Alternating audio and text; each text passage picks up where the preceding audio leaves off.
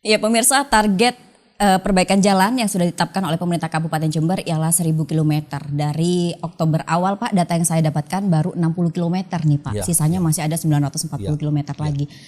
Saya ingin tahu Pak, titik-titik mana saja sih Pak yang menjadi prioritas perbaikan jalan ini Pak?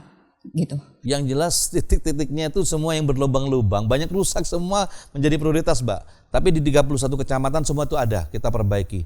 Terutama daerah lokasi-lokasi yang memang itu tempat LHR-nya, namanya tuh lintas harian rata-rata angkutan, ya kendaraan yang lewat di situ tinggi. Itu yang segera kita lakukan perbaikan. Daerah-daerah seperti di daerah Ambulu yang banyak kecelakaan di situ, itu menjadi prioritas utama. Tapi ini gini, kayaknya memilihnya repot juga sekarang ini. Karena semua lubang. Makanya sampai ada judul 1.000 lubang dan 31 kecamatan kami sentuh semua itu lubang-lubang. Dan kalau seandainya tahun ini kami tahun di multi-years tidak kami lakukan overlay itu perbaikan total secara keseluruhan. Kami lubang-lubang yang berbahaya sudah kami tutupin dulu. Nanti tahun depan kami lakukan overlay Mbak. Overlay untuk pembangunan keseluruhan. Tapi untuk keselamatan dulu kami tutupin dulu Mbak, yang lubang-lubang itu. Gitu. Berarti yang diprioritaskan memang yang berlubang dulu. Dulu. Yang penting ditutup dulu gitu ya Pak ya? Ditutup dulu. Yang memang anggarannya nggak nyampe, kami lakukan penutupan lubang dulu. Ada beberapa titik yang kita lakukan seperti itu, dan untuk tahun depan bukan pakai multi-years, tapi anggaran tahun depan tetap masih ada pekerjaan jalan lagi. Sudah dianggarkan ya? Sudah dianggarkan lagi. Sekitar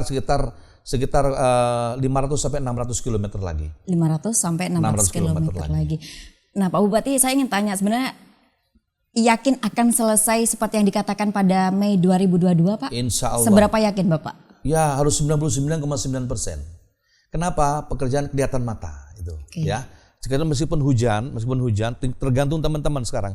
Pengaspalan harus lebih yang bagus adalah siang hari. Ya, tapi kalau memang posisi musim hujan, kita bisa pakai sistem. Itu ada teknologi sekarang. Tentunya ada cost yang ditambahkan lagi untuk aspal panas tadi, panasnya tidak boleh turun dari itu. Dengan kualitas yang sama ya Pak ya? Dengan kualitas yang sama. Alat kontrolnya sederhana, kapan rusaknya gitu aja. Alat kontrol sederhananya. Sederhana. Dan yang kontrol jalan itu semua orang. Tidak boleh pakai title insinyur juga, tukang becak bisa kontrol. Jalannya rusak. Laporkan ke kami akan perbaiki. Jadi saya sudah komit dengan teman-teman Dinas Bina Marga bahwa kita akan selesaikan pembayaran itu kalau mereka menyelesaikan dengan baik sesuai dengan kualitas yang ada. Sesuai dengan kualitas. Kira-kira ada sanksi lain nggak Pak yang nantinya diberikan kepada rekanan yang tidak bekerja sesuai prosedur Pak? Tentunya untuk tender next berikutnya kami akan menjadi perhatian serius di situ.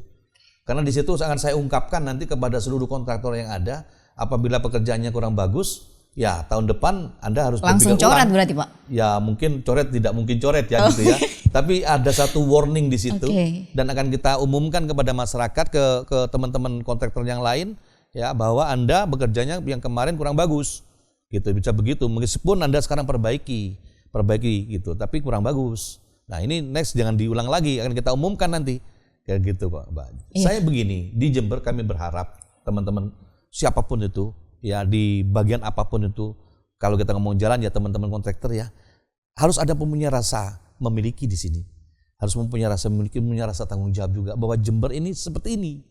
Kita butuh uang dikit ini harus kita maksimalkan mutu yang bagus agar lebih lama lagi sehingga uang kita yang lain bisa dialokasikan di tempat pekerjaan yang lain. Dan ini bukan hanya profesional terhadap pekerjaannya saja, tapi punya rasa oh ya ini harus ada kehati-hatian, menyampaikan kepada tetangga kiri kanan pada saat pembangunan itu, hati-hati Bu, jangan sembarangan di sini ada truk lewat memberitahu Pak, Anda overload pekerjaan truknya, tolong jangan seperti ini. Itu rasa itu harus segera diluncurkan, ini harus ada di setiap teman-teman kontraktor kita. Itu ya Pak ya. Nah Pak Edi, ini sangat menarik Pak, 1.000 km di pemerintahan Bapak yang masih 7,5 bulan ya Pak ya. Di 7,5 bulan Bapak sudah menargetkan, kira-kira ada target pencapaian apa lagi nih Pak? Program kedua yang mesti dan harus diselesaikan. Kalau 1.000 km selesai di 20 Mei mendatang 2022, apalagi nih Pak kira-kira? Gini Mbak Vera, COVID itu benar-benar susah saya cari duit nih. Ya, cari duit ini susah nih, Pemkap ini. Ya apa ini, teman-teman ini penduduk pada susah semua kan. COVID, terus pertanian juga kita jatuh, pertanian kita. Meskipun masih bergerak ya, tapi petani-petani kita belum senang benar lah sekarang ini. Padahal kekuatan Jember adalah pertanian. Terus di sisi lain Mbak Vera, saya ngelihat laut. Laut kita sampai sekarang ini belum diapa-apakan. Kita punya 80 km laut dari Merubetiri sampai di ujung sana, di Paseban sampai ujung Paseban Gumuk Mas sana, itu belum diapa-apakan. Dan saya akan melakukan satu terobosan untuk mengambil hasil laut untuk masyarakat Jember. Dan pas juga nih, Jember ini tempatnya nomor 1 stunting. Ya aduh gak bagus ini. Tapi kita harus selesaikan. Inilah kita syukuri nih. Di Jember ini tempatnya stunting, angka kematian ibu tinggi, angka kematian AKB, angka kematian bayi tinggi. Ini 3 serangkai. Ini pertama persoalannya ini kalau kita ada, kenapa hasil laut? Ikan itu adalah zat besi. Kalau ini dikonsumsi dengan baik, ini ikut andil yang cukup tinggi, gitu. Makanya hasil laut itu di samping untuk mengurangi kemiskinan kita yang ada di Jember ini, juga hasil laut ini untuk 3 persoalan ini, Mbak. Makanya laut sekarang ini kami sudah mengirim surat ke BPN, Badan Pertanahan, untuk menguasai seluruh pantai yang ada. Yang selama ini bukan kita yang miliki, itu tanah negara. Kami sudah membuat surat ke BPN untuk meng-HPL-kan hak pemanfaatan lahan pantai pesisir. Dan di situ kami masukkan dalam RT/RW kita, rencana tata ruang kita, untuk per segmen-segmen kami gunakan bermacam-macam nanti. Bukan diambil pasirnya, bukan. Tapi kami akan melakukan tambak-tambak, ada tambak ikan udang kita, udang faname, kita ajak kerjasama seluruh investor ini dengan kita ikut serta, Pemkab ikut serta di situ. Di samping kita bisa ngambil lautnya, kami juga dapat PAD-nya.